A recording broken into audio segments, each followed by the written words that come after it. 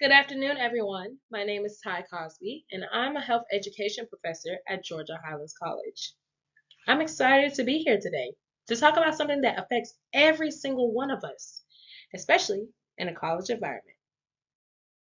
Sleep. Before we dive in, let me give you a quick background on why I'm so passionate about this topic. As a health educator, I've seen firsthand how a lack of sleep can impact on a student's entire life, from their grades and focus on the classroom to their mental and physical well being. My goal today is not just to share information, but to give you some practical tools you can start using tonight to improve your sleep habits. Let's be honest, everybody loves sleep. Everybody likes to sleep good, but sometimes we don't sleep enough. And sometimes not sleeping enough can mess with our emotions, it can mess up our brain, it can mess up everything about it. To get it started, let's get a little personal, shall we? I want to think about last night. How many of you got less than 7 hours of sleep? Don't be shy. Raise your hand. I see a lot of hands out there, and honestly, that's what I expected. The reality is that many college students struggle with getting enough sleep. In this presentation, we're going to talk about why that's important, what factors in a college environment contribute to it, and most importantly, what can you do about it? This isn't just a lecture, it's a conversation about improving your life one night of sleep at a time. So, we're going to be talking about the table of contents today. For our first slide, it's going to be an introduction and overview. That's slides 1 through 5. The problem, the prevalence of sleep deprivation on slide 6. The impact of sleep deprivation on slides 7 through 12. The solutions, pillars of good sleep hygiene, slide 13 through 14. And summary and reference on slide 15 and 16. My goal here is today, goal number 1, is to increase knowledge of physiological and psychological impacts of sleep deprivation among college students. As academic stress, anxiety, and depression are psychosocial correlates of insomnia among students. Goal number 2, to increase the practical skills and motivation among college students to adopt and maintain healthy sleep hygiene behaviors, thereby improving their overall health and academic performance. Let's just face it, y'all are all young. I want to make sure you get enough sleep so when you get older, you don't have to worry about all that other issues that come with not getting enough sleep. My objectives today. Objective number 1. By the end of the presentation, at least 80% of students will be able to list 3 negative impacts of sleep deprivation on academic performance. Objective number 2. By the end of the presentation, students will be able to describe 2 common factors in a college environment that contribute to poor sleep, like academic stress or late night studying. Number 3. By the end of the presentation, students will be able to describe 2 key determinants of sleep quality, such as maintaining a consistent sleep schedule and avoiding caffeine and alcohol and screens before bed. Sleep as the body's natural repair time. Number 1, academic performance. I will cover the negative impacts of poor sleep on academic performance, highlighting how it leads to reduced concentration and memory issues.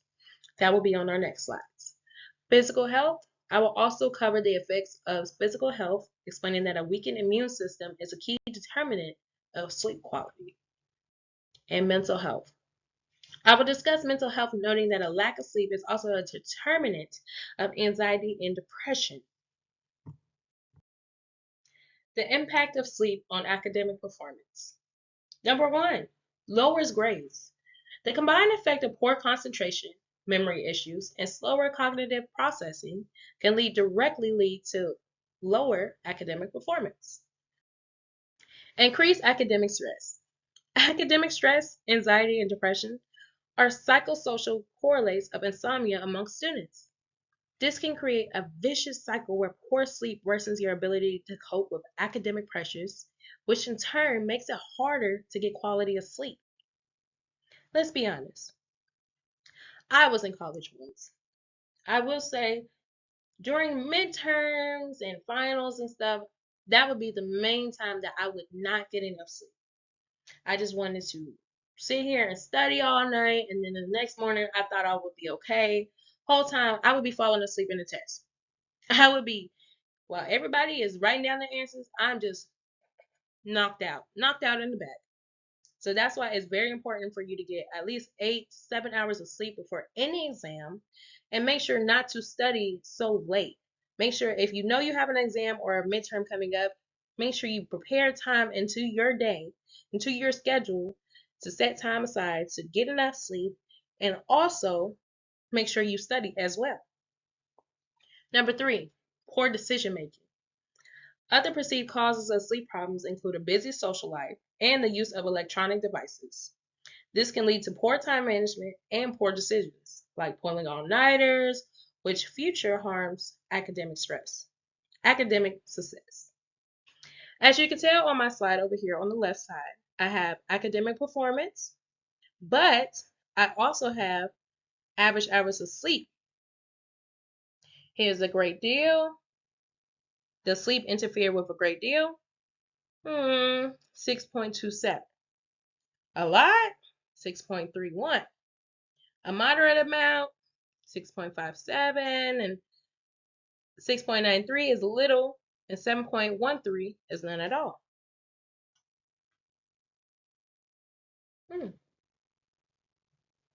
Okay, I'll just cut that part. I'll cut that part and then. But as you can see, feeling it was difficult to keep your academic, feeling it was difficult to keep the same sleep schedule when you're dealing with academic performance. Some say a great deal. It was kind of difficult. 6.27 is not that bad of sleep. It's not that bad. But we do want to make sure we get a good 7 hours to 8 hours of sleep every night. We have some that has a lot, and that's about 6.31. The most is never, which is 7 hours of sleep, which is perfect. That's the best time and the best thing to get sleep. That's the right amount of sleep to get. All right, you guys, on this slide, we'll be talking about the physical impact of poor sleep. Number one, weakened immune system. During sleep, your body produces and releases proteins called cytokines. These are essential for fighting off infection, inflammation, and stress. A lack of sleep decreases the production of these protective cytokines, making you more susceptible to illnesses like the common cold and the flu. And honestly, who likes being sick all the time? Not me.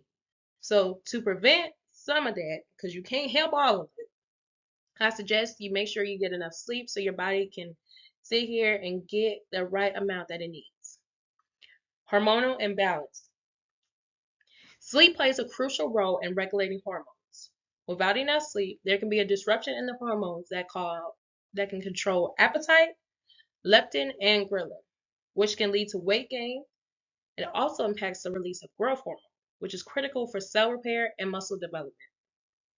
Number three, increased risk of injury.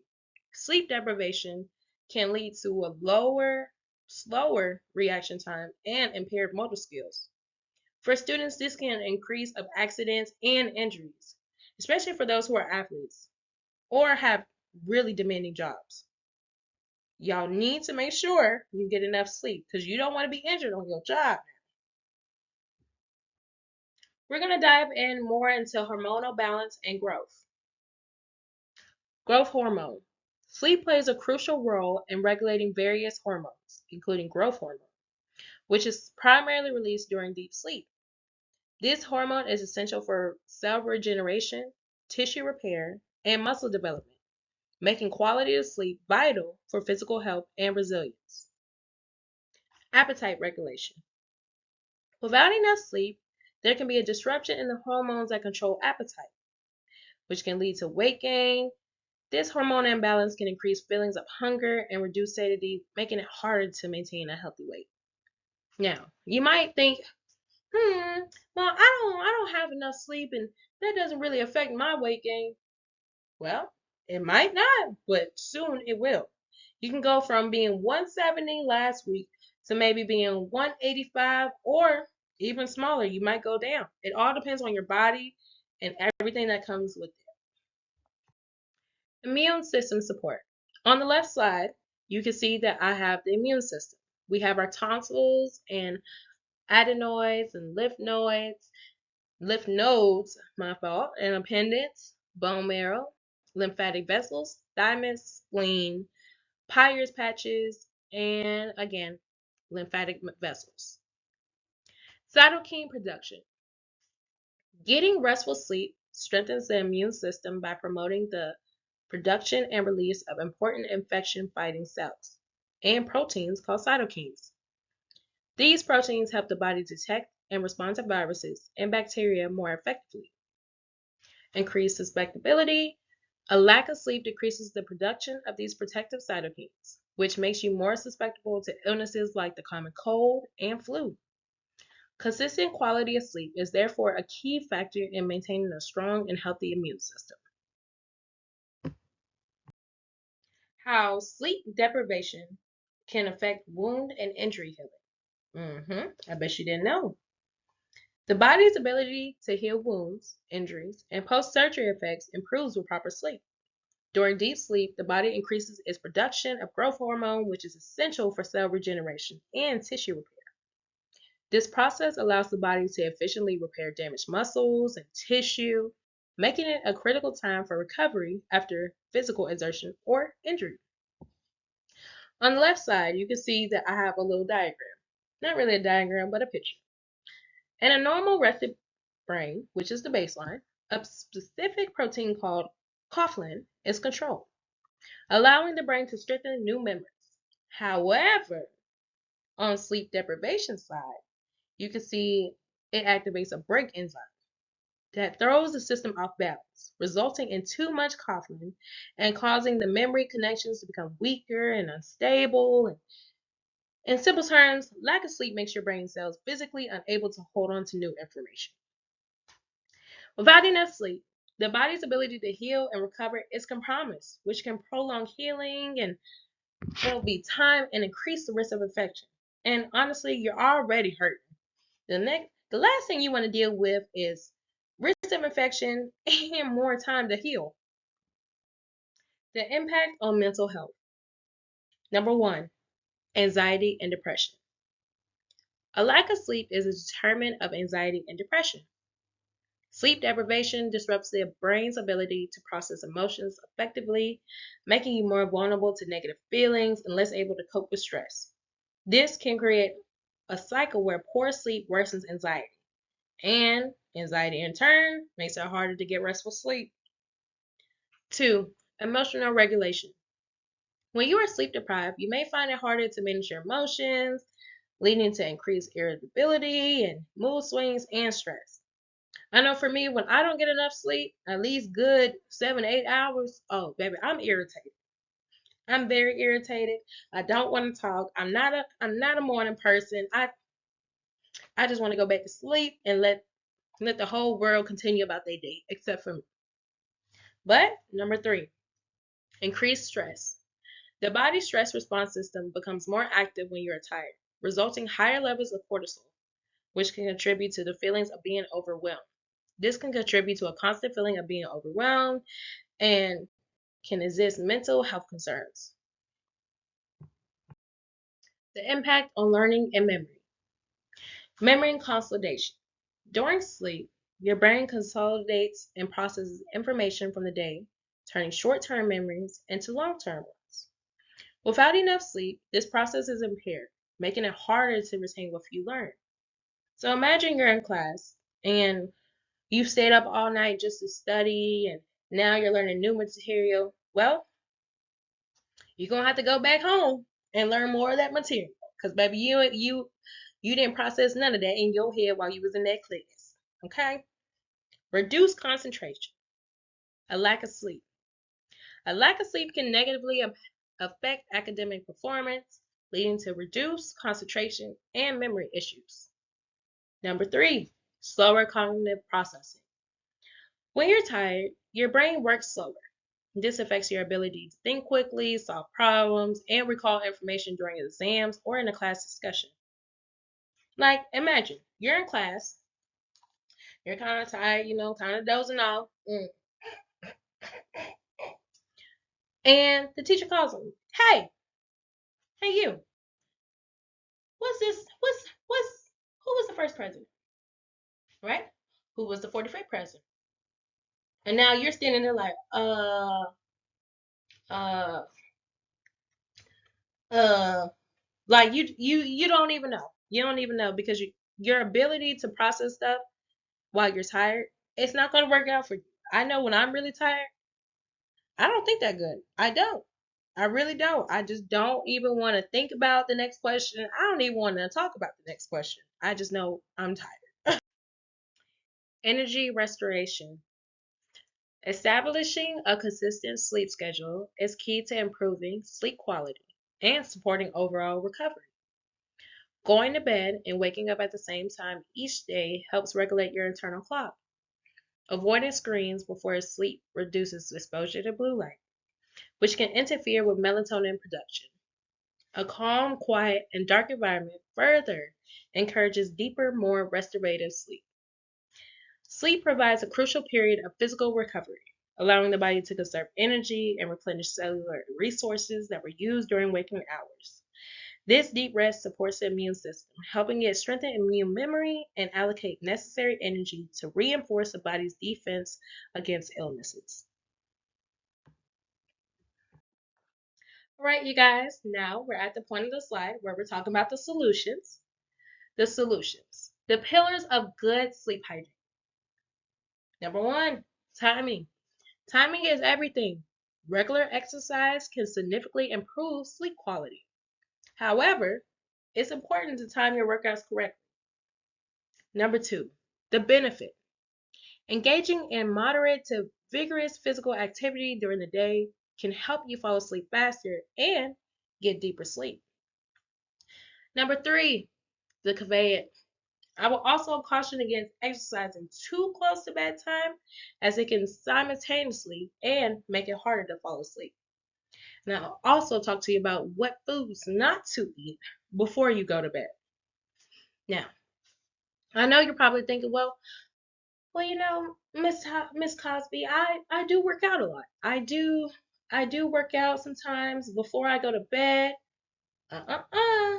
Make sure if you do work out, you're working out 2 hours or 3 hours before you have to go to bed. So that gives you enough time to sit here and work out, go to bed, and not just go to bed, but make sure you take a shower before you go to bed. Make sure you take a shower before you get up in that bed. That's just nasty.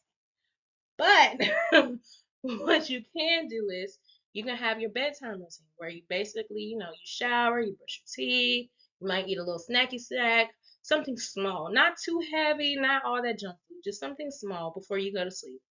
This can help you fall asleep much faster and get deeper sleep. And timing. Make sure you time everything correctly. So I get it that sometimes on the weekends you don't want to put a timer on. I say just put that alarm clock on just so you get into that space to where you have something going on. The bedtime routine. Yes. I know I just talked about a little bit of it on the last slide, but I'm going to be talking more in depth into it. The goal. A key determinant of good sleep quality is maintaining a consistent sleep schedule, even on weekends. Hey, I get it. It's Sunday. You don't want to do nothing. You just want to sleep in. But this is the example I will give you guys. If you work out Monday through Friday, right? You're in the gym maybe an hour, 2 hours a day. And then on the weekends, you want to, Saturday and Sunday, them 2 days, you want to cheat day. But you keep doing it every weekend. Tell me, is that actually going to make you skinnier or get you fit? Or will it backtrack everything that you've been doing? It will backtrack everything you've been doing. So, my thing is maybe it would be better if you keep that same schedule that you have in mind on the weekdays, and keep it on the weekends until you get to the point where you don't need that alarm anymore. Because I know for a fact, I hate the Apple alarms. I hate those alarms. Oh my goodness. How it works? Going to bed and waking up at the same time each day helps regulate your internal biological clock. And as far as I can tell, I think everybody want to survive. So let's do that. Number three, why it matters. This consistent rhythm helps your body know when to feel tired and when to be alert, making it easier to fall asleep and wake up naturally. You want to get to the point of being so consistent with this that you don't even need your alarm clock. Your body just wakes up. Have you ever had one of them days where you don't have an alarm clock, but for some reason you woke up at 9 o'clock in the morning? You know why? Because your body is naturally doing that. You probably wake up at 9 o'clock in the morning because you have to go to work or go to school or anything. Your your clock in your head, your body knows that hey, it's time to get up, it's time to go, it's time to start our day. The role of physical activity. Exercise. Doing physical activities outside in the morning, especially with sunlight, is an effective way to set this clock for a whole day. Exercise is great for your mental health and it helps lower stress and anxiety. That often keeps students awake and promoting a feeling of healthy tiredness that prepares your body to sleep. Movement. Consistent. Moderate exercises helps you fall asleep faster and prevents you from waking up as often during the night. Most importantly, regular exercise increases the amount of deep sleep you get, which is the most powerful stage of your body and brain to repair themselves. Timing. Try to finish your exercise 3 hours before you go to sleep. This is because strenuous activity, your body heats up and releases hormones that wake you up, which works against your body's natural cool down process. If you want to move down in the evening, stick to gentle activities like stretching or yoga as they encourage relaxation. All right, on this slide, we're going to be talking about foods to avoid before bed. Now, if you're anything like me, now I definitely eat some spicy foods, acidic foods, and high fat and fried foods before I go to sleep. Not meaning to, but sometimes when you have that for dinner, eh, you don't think that it's messing up your sleep, but it will. Number one, spicy and acidic foods. These can cause indigestion, heartburn, and acid reflux, which makes it harder to fall asleep. Have you ever had maybe Takis or hot chips or anything, and you have a little juice on the side just to wash it down with, and you try to lay down and you feel all this pressure up here in your chest? Well, baby, it's called a little bit of indigestion, heartburn, and acid reflux. If you want to eat stuff like that before you go to bed, and if you just can't, I suggest switching out your sugary drinks for water instead. Number two, high fat and fried foods. These are difficult to digest and can prevent you from getting into a deep, restful sleep. Large meals. Eating a large meal right before bed can overload your digestive system and cause discomfort. It's best to eat your last substantial meal a few hours before you plan to go to bed. I know after you are done eating, you kind of got to wait 2 to 4 hours before going to bed, but I will say when it comes to Thanksgiving and Christmas, well, that little large meal, sometimes that food itis get to you.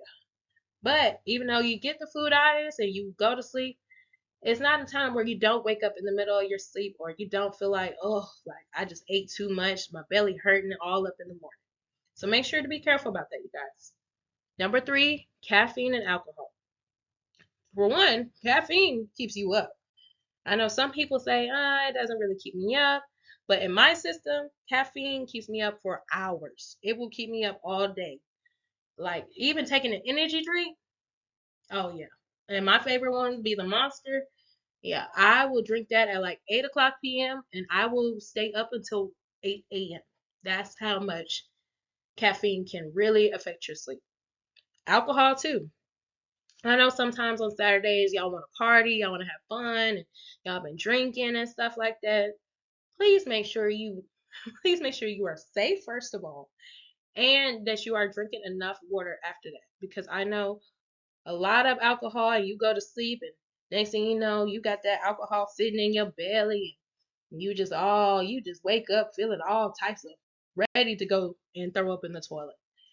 Please make sure you stop drinking before you go to bed. All right, we made it. You're doing great. Keep going. Consistency is key. The goal. The goal is to keep a bedtime routine even on weekends. Like I said in the last slide, maintaining a consistent sleep schedule even on weekends prevents social jet lag, which is a misalignment of your internal body clock that makes it difficult to fall asleep and wake up naturally. This is why it matters. Maintaining consistent sleep matters for your brain because irregular patterns disrupt the delicate memory of consolidation process during REM and NREM sleep, hindering your ability to learn, recall facts, and problem solve. This misalignment also shifts your body's internal clock, meaning classes and cognitive tasks occurs during a time where your brain's performance functions, like attention and memory working, is impaired. All right, y'all. Managing stress and anxiety. The connection. Stress and anxiety are major contributors to sleep problems. When you're stressed, all you want to do is just keep thinking about what you need to do and how I need to do this and what I need my next steps to be. After my next steps, what is plan A? What is plan B? What is plan C? It is best for you to please, I know it's going to be hard, to please stop stressing and just let your body relax. Sometimes when you can't fall asleep, I also put the iPhone background. They have this background noise where it's like a dark room or some type of fire and stuff. I feel like that relaxes me to make me stop stressing and stop making my mind wander because my mind will go and go and go and go. It will just go. And having that on my iPhone just makes my mind quiet to where I can fall asleep easier. Techniques. I will introduce simple stress management techniques that can be practiced before bed, such as deep breathing exercises, progressive muscle relaxation, or journaling to clear your mind of worries. Now, if you had a bad day and you just want to talk to it about somebody, yeah, you can journal. Or you can sit here and count sheep, or if anything, sometimes take a nice warm bath. Take a nice bath, actually. Nice and warm, get your pajamas laid out, get everything laid out just so you can watch it and see if you don't fall asleep that fast. I'll wait. Mindfulness. I will also briefly touch on the benefits of mindfulness and meditation, calming a racing mind, and preparing for sleep. Now, in this picture, I did put natural sleep and calm if you just want something natural. But if anything, y'all, we have Benadryl, we have melatonin, we have NyQuil. If you just need that for a little boost of sleep because you just know your body will fight you on it, baby, take that NyQuil. Make sure you take the NyQuil early, like at 8 a.m. Not 8 a.m., but 8 p.m. Just to make sure that you know, like, okay, well, I know I took this NyQuil about 2 hours ago, so I know it's gonna kick in sooner or later. By the time you think about it's kicking in, baby, you're gonna be asleep. Summary. To recap, we have discussed the causes of sleep deprivation, its major impacts on college life, and practical solutions you can start using today. Remember, prioritizing sleep is one of the best things you can do for your academic performance, success, and overall health. I encourage you to set a consistent bedtime routine and create a relaxing routine tonight. I just want to say thank you guys for watching my presentation. My name is Tyler Cosby, and I am a health education professional at Georgia Highlands College. And if you have any questions, I will be right over here.